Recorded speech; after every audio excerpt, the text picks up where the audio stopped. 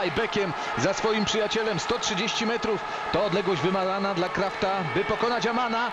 Ależ wysoko szybuje Stefan Kraft! Gdzież on wylądował i to ustał? To jest niewiarygodne. Nie wiem, czy to nie jest skok, który gwarantuje mu, albo przybliża go bardzo do zwycięstwa.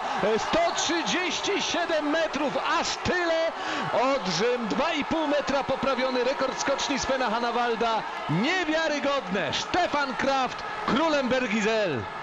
137 metrów, rzeczywiście nowy rekord skoczni.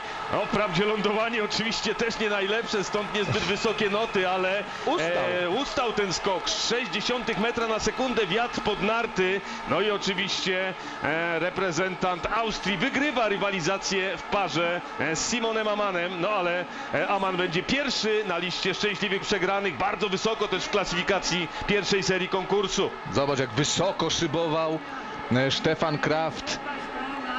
Poniosło go gdzieś tam za te wszystkie czerwone linie, tam gdzie już nie było tych choinek, niemal na tym wypłaszczeniu lądował młody reprezentant Austrii, który także jeszcze nigdy nie wygrał w Innsbruck w Oberstdorfie.